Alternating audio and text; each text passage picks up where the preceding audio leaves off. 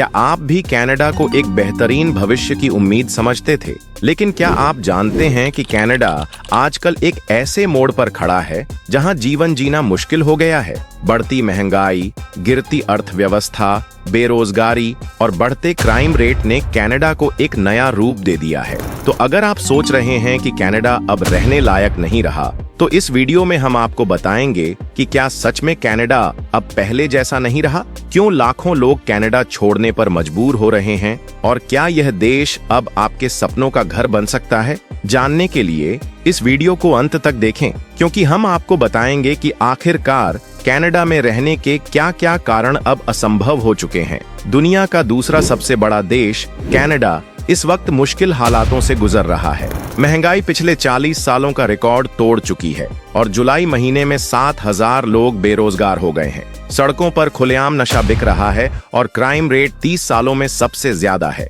पिछले 2 सालों में यह तेजी से बढ़ा है, जिससे लोग अब डरने लगे हैं। इस बदलाव के कारण हजारों लोग कनाडा छोड़ने पर मजबूर हो रहे हैं। अब तो यहाँ रहना किसी जाल में फंसने जैसा महसूस होने लगा है। घर खरीदना या किराए पर लेना अब 70% आबादी के लिए नामुमकिन हो चुका है। पिछले 10 सालों में कनाडा में होमलेस लोगों की संख्या लगभग 2 गुनी हो गई है।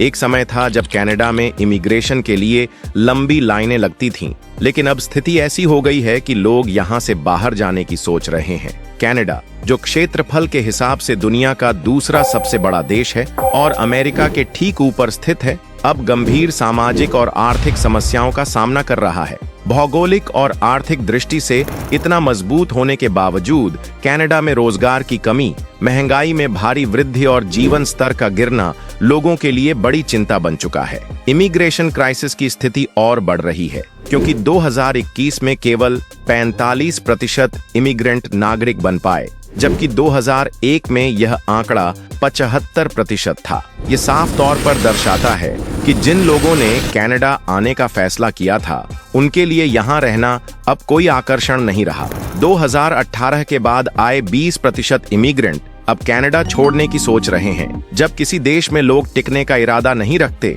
तो यह समस्या बहुत गंभीर हो जाती है। 2017 में वाटरलू में एक बेडरूम अपार्टमेंट $900 प्रति महीने किराए पर मिलता था, लेकिन 2023 में वही अपार्टमेंट $2,200 प्रति महीने हो गया है। 2015 में जो वाटरलू में किराया $1,000 था, वह अब $5,000 तक पहुंच चुका है। इस अचानक हुई बढ़ोतरी के कारण मिडिल क्लास और लोअर क्लास के लिए घर खरीदना या किराए पर लेना अब लगभग नामुमकिन हो चुका है। कनाडा में औसत सैलरी $4,000 से $6,000 के बीच होती है, लेकिन उच्च टैक्स, बढ़ती महंगाई और रोजमर्रा के खर्चे, इन सब के बाद यह सैलरी अब बहुत कम पड़ने लगी है। 63% कैनेडियन मानते हैं कि वे कभी भी अपना घर नहीं ले सकेंगे और इस चिंता में उनका भविष्य धुंधला नजर आ रहा है।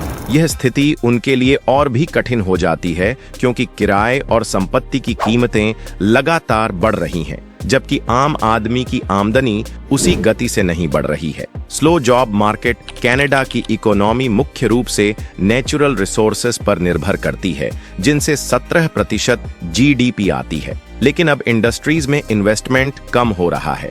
लोग रियल एस्टेट में पैसा लगा रहे हैं, जिससे नई नौकरियां नहीं बन रही हैं। ऑयल इंडस्ट्री गिर रही है क्योंकि अमेरिका सस्ता तेल निकाल रहा है। कार मैन्युफैक्चरिंग इंडस्ट्री भी डिक्लाइन हो रही है, क्योंकि कंपनियां अब मेक्सिको शिफ्ट हो रही हैं, जहां लेबर सस्ती है। इमिग्रेंट स्टूडेंट्स की मुश्किलें, स्टूडेंट्स की हालत सबसे ज्यादा खराब हो रही है। पार्ट टाइम जॉब्स लगभग खत्म हो चुकी हैं। दक्षिण एशिया से बहुत ज्यादा स्टूडेंट्स आ चुके हैं, जिससे आईटी, इंजीनियरिंग और फाइनेंस में भयंकर कंपटीशन बढ़ गया है। ट्यूशन फीस, किराए का घर और खाना पीना सब महंगा हो चुका है। स्टूडेंट्स का स्ट्रेस बढ़ता जा रहा है और वे फाइनेंशियल प्रेशर में आ रहे हैं। क्राइम और वायलेंस, 2020 के बाद से कनाडा में क्राइम रेट तेजी से बढ़ रहा है। 2021 में वैंकूवर में 700 से ज्यादा लोगों पर बिना वजह हमले हुए। टोरंटो, मॉन्ट्रियल और कैलगरी जैसे शहरों में भी यही समस्या बढ़ रही है। फेल होता हेल्थ केयर सिस्टम। कनाडा का हेल्थ केयर सिस्टम पहले वर्ल्ड क्लास माना जाता था, लेकिन अब बिगड़ चुका है। अब डॉक्टर के लिए 4 से 6 महीने तक इंतजार करना पड़ता है। इमरजेंसी में भी सिर्फ हार्ट अटैक या बड़े एक्सीडेंट के मरीजों को प्राथमिकता दी जाती है। कैंसर जैसी बीमारियों के इलाज में देरी हो रही है, जिससे मरीजों की हालत और खराब हो रही है। क्या कनाडा अब रहने लायक देश नहीं रहा? कनाडा की बढ़ती महंगाई, बढ़ते किराए और घटती नौकरी की संभावनाओं के साथ क्या आप भी इस देश में अपनी जिंदगी का भविष्य नहीं देख पा रहे हैं? अगर आप भी कनाडा की इस बदलती स्थिति से सहमत हैं, तो कृपया कमेंट में अपनी राय जरूर साझा करें। अगर आपको यह वीडियो पसंद आया हो तो लाइक करें, शेयर करें और हमारे चैनल को सब्सक्राइब करना न भूलें।